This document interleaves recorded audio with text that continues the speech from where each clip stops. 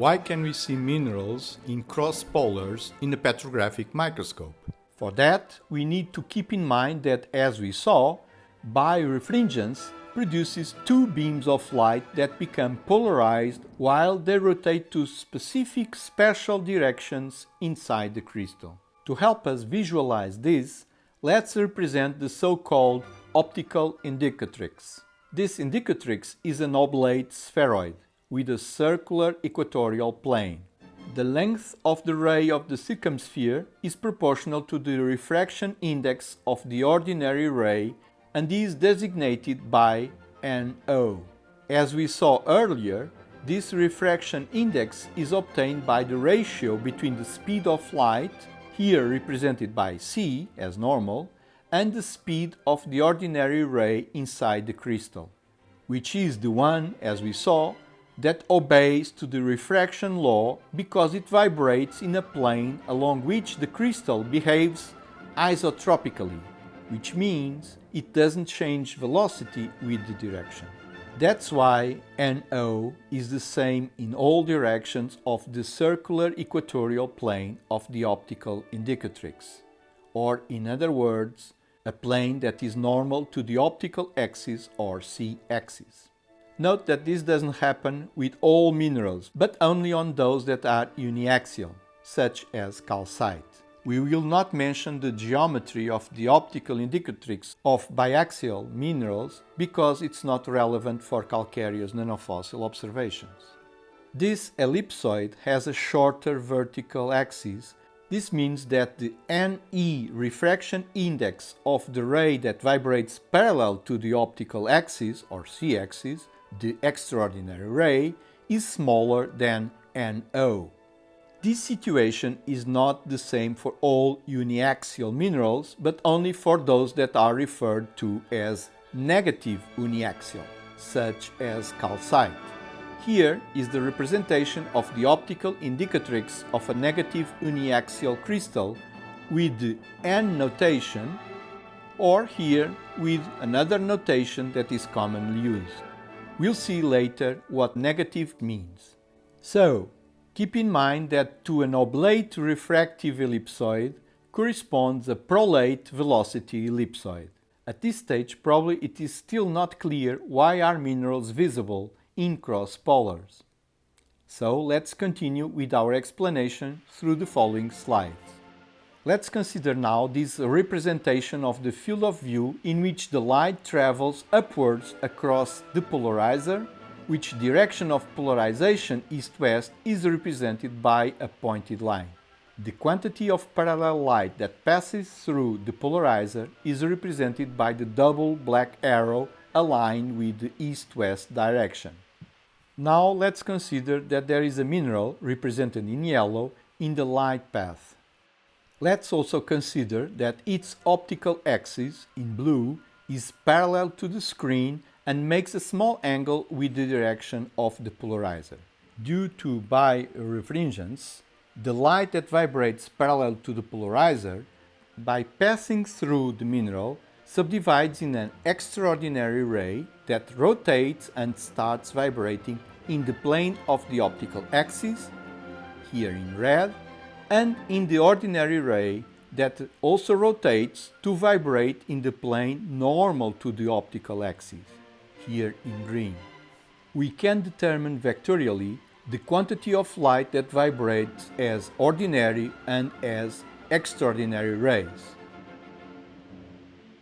here represented as a double green and red arrow respectively.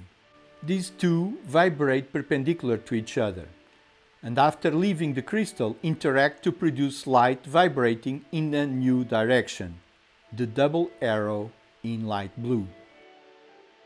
When the analyzer is inserted, there is a component of this light that can pass through, which can also be vectorially represented, as demonstrated here, and so the crystal can be seen with some degree of brightness. If we now rotate the section of the mineral so that its optical axis is at 45 degrees of the direction of both the polarizer or the analyzer, the same happens as before, But this time the combined light vibrates aligned to the direction of the analyzer. All light passes through and the crystal can be seen with maximum brightness. And this explains why calcareous nanofossils composed of the mineral calcite can be seen under cross polars or cross nickels.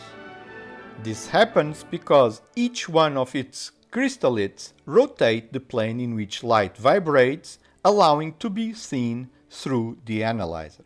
For that, these crystals must have their optical or C-axis subparallel to the slide.